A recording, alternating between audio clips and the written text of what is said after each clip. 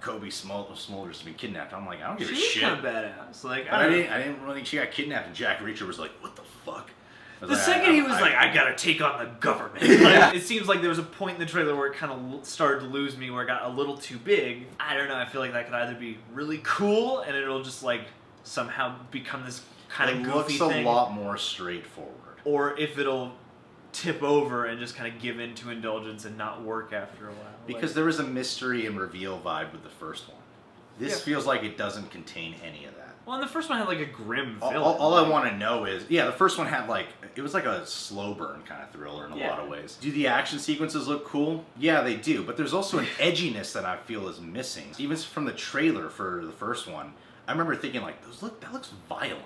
Like when he's like fucking up those guys at the bar. Well, this looks like this looks like they were taking action scenes. Yeah. Well, some of it looks like action scenes, but some of it looks like they were trying to take notes off of Taken. I feel like this movie could just end up being just like this trailer, but a little bit longer. The mystery I'm left with isn't enough to make me be like, yeah, I gotta see this. You know? No, it just looks like an action movie with a straightforward plot.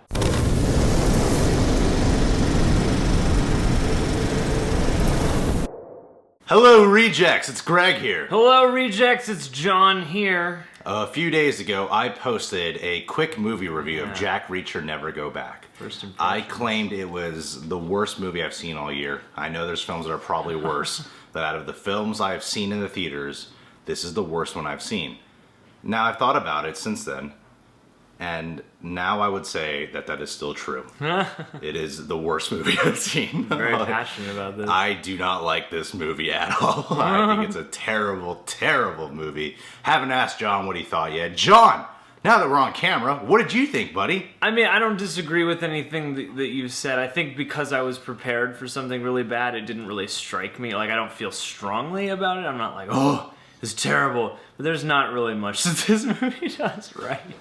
Or like with any distinct flair. The best thing about this is Tom Cruise. At the same time, Tom Cruise is still kind of phoning it in. Actually, I think he totally is phoning it in. I don't think he really had much depth or intensity in this role. He didn't really seem to let things really affect him. There were these moments in the film that were trying so, like, not even that hard. It was like inserts of, you could just feel screenwriters going, here's how we can make this feel more personal. Because the first one, he was so mysterious. Let's make this one feel more personal. I feel like it's the movie's fault more than I would put that blame on Tom Cruise himself. Because at least when I was watching it, he didn't look disengaged to me. Like, I don't think they really wrote Jack Reacher to be much of a character, and like, he's Superman. Like, to me, he's like, I saw it with Andrew from Movie Source Channel, and he put it best. He's kind of like the Terminator in the film, where the Terminator is kind of on a road trip with Sarah Connor and John Connor, and that's his role. But see, Terminator works because Sarah Connor and John Connor have a whole history.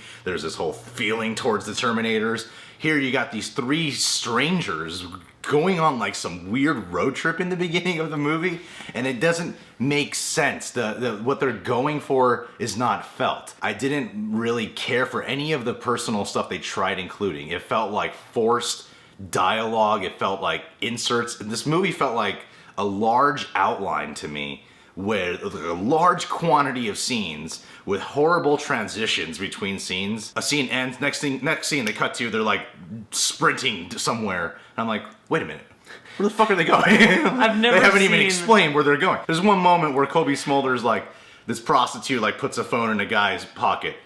She comes up to Cobie Smulders, I did what you tell me to do, or some shit. Next scene, Cobie Smulders, I did it. Like, the time lapses here are just so poorly edited and so poorly done. Terrible transitions. I feel like they transition every few scenes. Like, everybody gets a running montage in this movie. And there's scenes where, like, everyone's running together, and that's how we get from chapter to chapter. It's like, the next time they're running, you know the plot's about to move forward. Yeah. This movie feels like an airport novel through the imagination of someone who's just not thinking very hard about it. You pointed this out to me, and I think this is the biggest flaw this movie has, is like, this movie wants you to believe that Jack Reacher is this like incredibly skilled, incredibly focused, you know, intense ex-military guy with a past and all that stuff. And just everyone in the world is kind of dumb. Yeah, everyone's dumber to make Jack Reacher look smarter. That whole prison breakout is robbed of any coolness when you're like, this is impossible. Like, no one gives a shit. People are opening to, like, if he goes to the door and says, we're done here, I don't think they're just gonna open the door because he said so. Like, there's gotta be sense. The lawyer, the guard, somebody. Like, no one in this movie has a protocol. And, like, that whole prison breakout is so unbelievable that it loses any and all flavor. And it's... I felt like there were moments where Cobie Smulders and Tom Cruise had chemistry. Yeah. But the writing of Cobie Smulders and just their dialogue back and forth. When it came to that scene, when they're in the hotel, and she's like, it's because I'm a woman. And I'm like, could you not go for the most...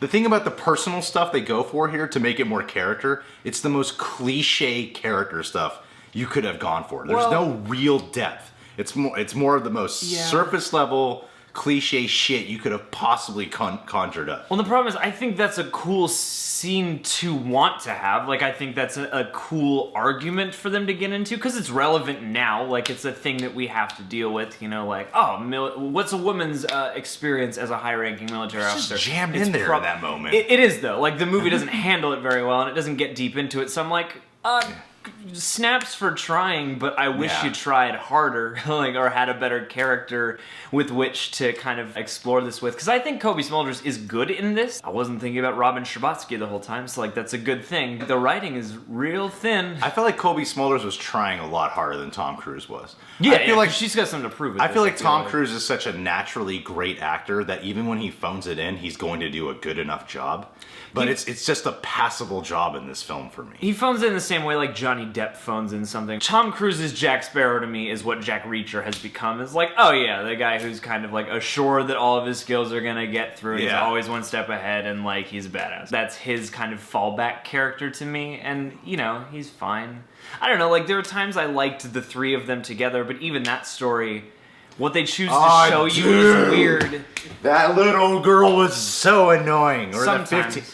What? I hated her. There were times at the beginning, like early on, where I was like, yeah, I get what your life is, so I get why you're so frustrated and so mad. But there were times later where they would like flip-flop her character between like being cool and having fun and then being angry and broody. And I was like, I don't know. I wish you could flesh out any of your characters like real people. This character is supposed to be like 15 or 16 years old. And watching some of the choices she made, I'm like, I get she's a kid, but she cannot be that dumb. She just can't. She can't be that dumb while also the movie's trying to tell you that she's, you know, a lot like Jack Reacher. Yeah, like there's this one moment that was the worst part to me. Like with the most cliche lines. At one point, she's on the run, and Cobie Smulders like, "Where'd she go?" And Jack Reacher's like, "Because they don't know if this is Jack Reacher's daughter or not. That's the big question of the film. Is this Jack Reacher's daughter?" And then when Jack Reacher's trying to figure out where she went, he's like, "She did this," and with no real explanation as to why Jack Reacher knows that, he just goes, "Because that's what I would do."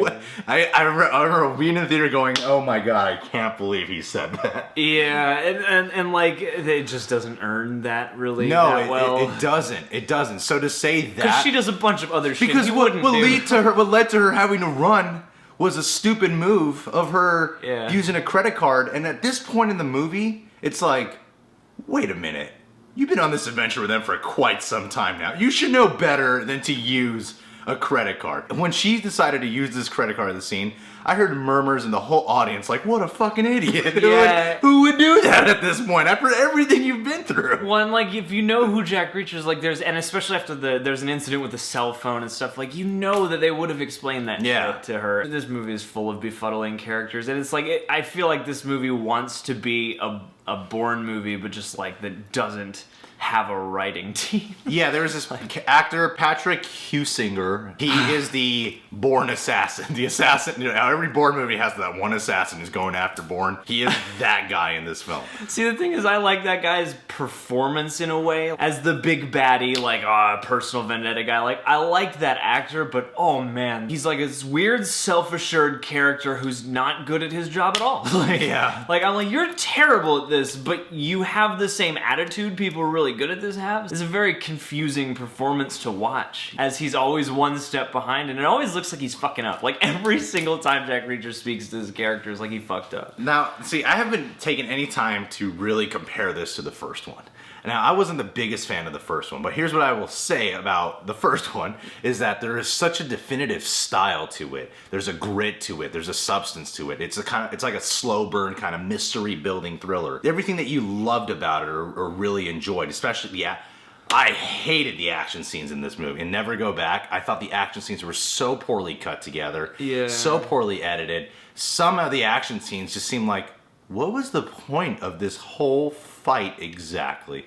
This did not need to happen. Yeah. And it's like they just felt like we didn't have an action scene here. I could really feel Edward Zwick stepping in and giving his melodramatic input in this movie. And that's what the problem was with the drama. It was so melodramatic, so forced, kind of cheesy. It didn't fit tonally with the rest of this movie. They're trying to blend in a new thing, which is cool. Like this movie has ideas I like, but going back to the action, it's like the movie doesn't give the action a chance to work because you're already distracted by the fact that the logic doesn't check out and these people aren't very good at their fights. And then the fights are kind of assembled in a not particularly dazzling way. Like, I didn't have many problems with the way the film was like shot, like the way they framed things. The best fight in this movie is, kind of cool at best. I feel like there's no real specific type of style or tone to this film. It does feel like airport novel. You're right. It just feels like a bad Bourne novel. Like it wants to have that like intrigue and military stuff and but it's not intriguing. Yeah, it's not the mystery is not that exciting.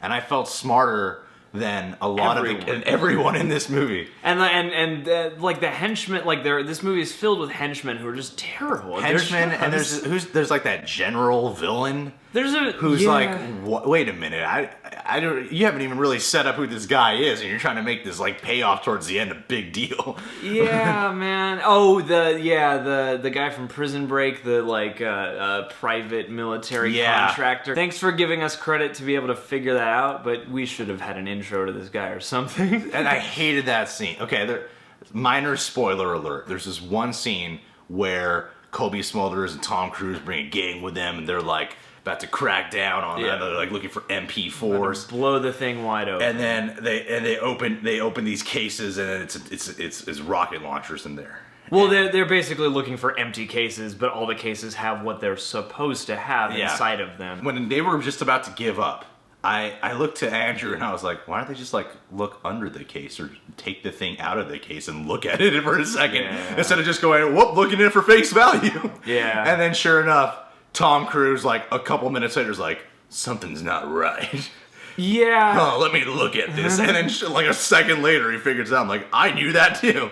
And horrible foreshadowing in the film too. With the little girl learning how to randomly, get out of a situation where a gun's held at her. The very split second it came up on screen, Andrew looked at me and was like, oh, well, they're showing us this because she's going to use it later on something important down the road. They tried doing it like in a clever way where, oh, this is just some fun bonding moment, but it was so obviously setting totally up. dismissive. Yeah, exactly. But it was so obviously set up for something big. I just felt that, especially with the action sequences, after watching Jack Reacher, like, I feel like even if you're not a big fan of the first Jack Reacher, one of the great things it has is its action sequences, where the camera's steady and a lot of it's like in wide frames. You can see the action very clear what's going on. It feels rather real. And they do that with the fist fights and the car chase sequence. Here, it's like all choppy. It's a little, not like crazy Bourne status handheld, but it's still like not entirely clear what you're seeing. So it's hard to grasp visually the choreography of what's going on to let the impact really to let it feel. I remember watching the first Jack Reacher and going like, oh, ooh, like that looks painful. This one, it just looks like a PG-13 action movie. Yeah, there were only a handful of moments during fights, and not even full fights. There were only a couple of like specific shots or specific kills or whatever that were kind of cool to me, but this movie doesn't have a distinct flair on almost any level, and there are times when it gets near it. There are times where you're like almost like, oh, maybe it's picking up now, because this movie, it has that thing where it feels like it's dragging, but it's also going so many places at once. Like it keeps moving from location to location, and they're on the run and things are happening and we're cutting back and forth between different stories, but it drags. I knew it was not going to be a good film from the second the opening montage happened between him and Cobie Smulders. The first scene they have is that one cool scene in the trailer where he's like, the sheriffs are about to arrest him, but then he says some badass shit, phone rings, and that was a cool scene. I was like, all right, Jack Reacher's back. Then it immediately hops into this montage of Cobie Smulders and Tom Cruise talking over the phone as he travels, doing his Mad Max thing, and just keep talking with her and bonding with her. I felt like, why not just give us like one really good scene of them talking with each other the last time before he decides to go visit her, that establishes history and you could feel it and you could feel the scene. I felt like what this movie did a lot of was it gave us such a large quantity of scenes but with no real quality in any of the scenes. And that's what I really appreciate about the first Jack Reacher, was it's not filled with a shit ton of scenes. When there is a scene, there's a lot of quality in the scene that allows it to be an effective film. Here, it's just like, just scene after scene after, it's like, I'm like, I don't know how many fucking scenes this movie has. Yeah. There's just so fucking many, where it's like, dude, you gotta slow down a little bit and just let one scene do its work instead of just keep hopping the fuck around. Yeah, actually write a few of these scenes, you know, out. Like that whole thing with Jack Reacher, like there are no consistent rules almost. Yeah. Because like he's supposed to be this... I couldn't help but think about Halloween when he's first following the girl who could be his daughter around, like poking out from behind a bush and stuff like that. And then she's immediately able to detect that he's been following her. And I'm like, how good is he at his exactly, job? Yeah, like you got caught by a 15-year-old girl, dude. Like, yeah, like either she is the most advanced 15-year-old girl ever, or you're not very good at this. And the movie's conclusion just kind of both. I was all right with this for the first 25 minutes or so. I was like, yeah, you know, this could be all right. But yeah, once it really kicked in, once the plot really kicks, once the plot kicks in, it just gets into just ridiculous territory, and I found myself just waiting for this movie to end.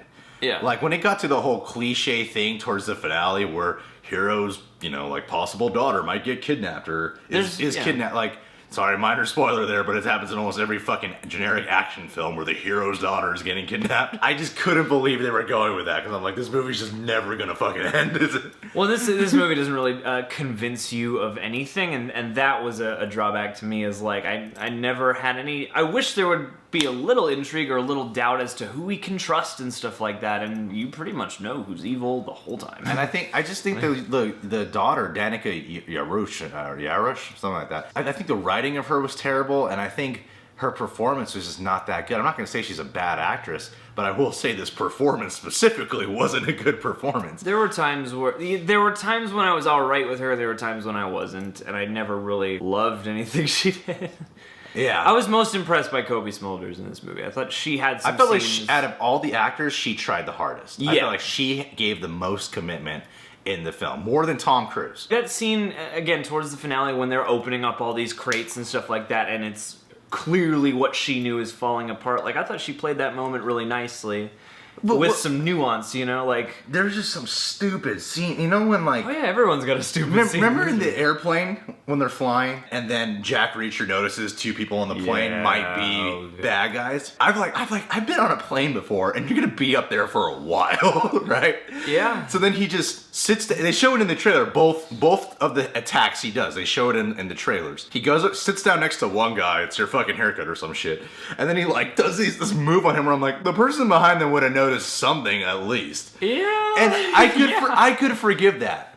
And then I was like, wait a minute, you're in the plane. How do you know this guy's gonna be knocked out long enough for him to like not wake up by the time the flight goes? And then he totally like knocks someone out in the bathroom, and then he just closes the door. And yeah, like they're not gonna fucking check. You can't lock it from the outside. How the fuck did you? And he just, this person's is something, and he's not feeling. Very he's well. not feeling. Use the other one. You're gonna be in the flight for hours. If you're in there long enough, a flight attendant will come by and be like, "Excuse me." Well, yeah. Not to mention, like there are times during flight where you have to be back at your seat, and they will check. Yeah. Like I feel like that's the true power of Jack Reacher in this movie. Is he's not super skilled. He just has this thing. That he's a superhero who just has the ability to make everyone around him dumb for a while. Like that's how I feel he gets by in this movie, and it's a bummer. I didn't, especially that scene in the trailer too, where when I first saw it, I was like, "What?" When I saw it in the trailer and watching the movie, I thought it was justified horribly.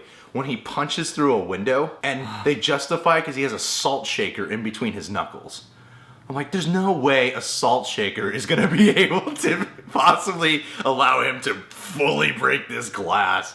I don't know. I don't know about that. I don't know what the physics are. I mean, like, yeah, it's a smart idea. You grab something hard. But he's supposed to be human. He's supposed to be human. Jack Reacher kind of gets a little, like, hurt at times. Yeah. No, I didn't find that completely unbelievable, but the way the movie handles it, I think, isn't good or believable, because he's clearly unaffected by it, and that's what bugged me. I was like, yeah, if you grab, salt shakers is kind of a thick glass. I just was kind of surprised it didn't break. Like, his hand's not bloody. Like, the laws of physics didn't help out any at all. Right when he walks away, he immediately throws the gun in a trash can, lets one of the henchmen live. He just has one of the henchmen throw his gun in the back seat. I was like, couldn't the henchman just grab his gun and shoot him now? I wondered if that one guy was dead after that, because his head's just kind of like leaning against the window. Like, I didn't know. That's the thing, is you leave these scenes with so many questions of, like, is he dead, or are they just gonna chill out and not try and bother with this anymore? There's some terrible, like, attempts at humor in this film. There's one scene where Tom Cruise is being interrogated that was kind of funny. One scene where it was kind of funny, where he's just refusing to answer. I understand. I do not have to. Yeah. But other than that, there were some really bad attempts at humor in this film. So yeah, for me overall, this film had just no style, no real substance. It was the first time I've ever felt like Tom Cruise is phoning it in. And I know this is based on a specific novel, so this can't be too big of a complaint, but out of all the, because I know Jack Reacher is the first one's based off a novel called One Shot, I believe, and that's not the first Jack Reacher novel. And it kind of upsets me that the next one they went with was a plot where I've seen Tom Cruise in so many times, where he's a fucking fugitive. That's like 4 out of the 5 Mission Impossible movies. Yeah. I don't need to see this guy on the run again, where he's just trying to clear his name up one more time. That was a weird thing, that, like, the part of the crux of this movie is, like, Cobie Smulders doesn't want Jack Reacher involved in any of this, and I could not figure that out. Why? For the life of me. I was like, it he's seems like the number one guy. Yeah. He's the only dude who might be able to help you. Yeah. And there's some, like, forced dialogue that is not badass. I could just feel the screenwriters doing it. Because they have that one cool line in the first Jack Reacher where he's like, "Do you think I'm a hero?" And then he goes into all this stuff about he's gonna have him to make the bad guy drink his own blood, and it's a badass line. And then this one, he just suddenly resorts to, like, I'm gonna talk shit to this assassin for a second. I'm gonna break your arms. I'm gonna break your legs and break your neck. And I was like, that is just not a cool line. You could have said something way cooler than that. Well, the thing, too, I realized is that the first movie has a villain that's distinct. They got Werner fucking Herzog to be, like, the main villain of that movie. And they also had, like, one of the Jai Courtney performances we liked as, like, the main henchman. And I feel like they took time to kind of fill the Jai Courtney role with that other assassin guy who's, like, got the vendetta against Jack Reacher. But this movie doesn't really have, like, a villain that's distinct in any way. It's got a couple high-ranking guys who we see sometimes, and that's about it. And then just lots and lots of henchmen who aren't good at their jobs. No. So it's like it loses all these chances to be distinct in any way, and it's just kind of a bummer. Like, and I felt they could have, with the main assassin, I felt like they could have had an opportunity to make him better, because he fights Jack Reacher and Cobie Smulders at once, and then he defeats both of them. You remember when they fight in the kitchen? He defeats them in a comedic way, where Tom Cruise gets hit, and then he falls. Plates, yeah. So he beats them, and it doesn't seem to really affect Tom Cruise's character, where I'm like, dude, that could have been a great moment for you to be like, this guy's something serious. Like, it took 2 of us to fight him and we lost. Like, he's a real threat. This movie really does seem like it's picking and choosing at its own will, who has power in any situation, and not just letting the characters be who they are and seeing how they react to these different crises. It's like, in this scene, we're going to let this guy have the power, but then the next scene, we're going to have Jack Reacher have the power. And it's like, it doesn't seem like it makes any sense overall in a grand way. It's just like scene by scene, it decides who it wants to win, and then we just go with that. Like, I just think the weirdest part of this was that on paper, they tried making it seem more personal.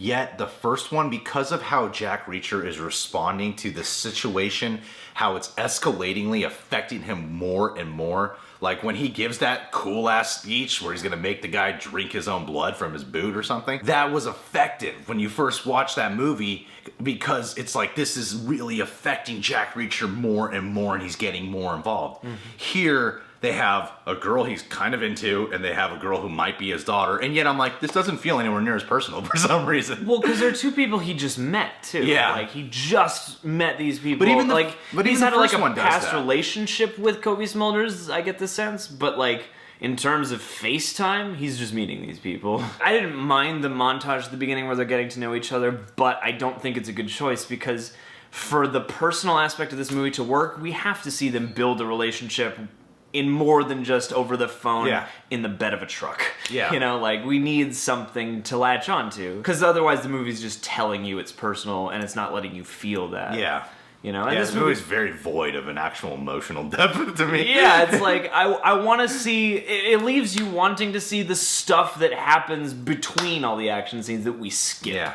Like, all those lapses in time, it makes you want to watch the lapses in time instead. I just feel like this movie doesn't have any redeeming qualities. There are movies that I've seen this year that I did not like, but I could still walk away from them and go, well, here for sure is what was good about the film. Here for sure is what they got right about the film. But then this film, I'm like, just because there's a few scenes that kind of work doesn't make that specific quality of the film work in general, though. Well, yeah, when the best scenes are fine at best, yeah. You know, like, there's not really much else to go. I didn't hate this movie as much as you did, but I also just wasn't invested. I just hate it because I'm like, dude, Tom Cruise. I'm surprised. Ever since, like, all that shit with the Scientology image and all that, he was really going out of his way to produce high quality films where he was giving it his all, even if the film didn't get like amazing feedback, like Night and Day, for example, didn't get amazing feedback, but he still has a full level of commitment. He is awesome in that movie. And it's a distinct movie from what I understand. Like, it's got a specific tonal thing. But he was also releasing Mission Impossible 3, Rogue Nation, Ghost Protocol, Edge of Tomorrow, Oblivion. That's another one where it's like, that's a specific kind of film, and he gives a great performance. And I'm like, this was the first time where it seemed like Tom Cruise was just kind of getting comfortable that he was like sort of back on top again. Yeah, this is weird. It felt like he didn't need to try anymore. Like, that's what it felt like. And I don't understand why. Jack Reacher seems like it got made because he wanted it to. Yeah. And I'm surprised that this movie is the way it is because, you know, Tom Cruise has, by all accounts, a huge amount of input on the movies he makes. Like, this should have been great. Like, I think this is a cool world to see Tom Cruise in. It's a smaller, you know, a little more grounded story than, like, Mission Impossible or some of the sci-fi stuff he does. Like, I like this concept. I like the Tom Cruise version of modern day drifter. Yeah, like, that's cool. Modern day drifter, lots of highly specialized skills, but I don't know what happened with this movie. Like, it's just... It made me completely lose interest in the whole character. Yeah, and like, they have things that should be almost impossible to make lackluster. Like, they go to New Orleans during like a Halloween parade at some point, which should be super cool and should give it a flair, and it just becomes wallpaper. I want to know what happened to this because I feel like there's no reason they shouldn't have had, you know, something really cool and distinct on their hands, you know? Like, Jack Reacher, the first one, surprised everybody by being more distinct and cooler than we thought it was gonna be, and more badass than we thought it was gonna be, a better action thriller than we ever thought it was gonna be. And this one is not any of those No, things. no. I was editing the review and I completely forgot to use my new rating system. This film is horrible. What else did you think I would say? Alright guys, well, if you saw Jack Reacher Never Go Back, what did you think? Yeah, did you agree with us? Did you disagree with us? What did you like about it?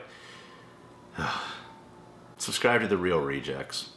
John is Reasons to Jerry on Twitter and Instagram. Social media manager of the Facebook sites at Bloomhouse and The Real Rejects. I thought Danica, the daughter in Jack Reacher, was his, like, I was like questioning it, thinking, is this his real daughter? In real life? In real life, because I was like, I mean, she kind of looks like Nicole Kidman. I thought she was so bad that I was like, that must be the only reason she got cast. Did he have a daughter with Nicole Kidman? Yeah, he had a few children with Nicole Kidman. Oh, he's got a lot of kids. Yeah, man. That's why he made this movie. He's paid child support.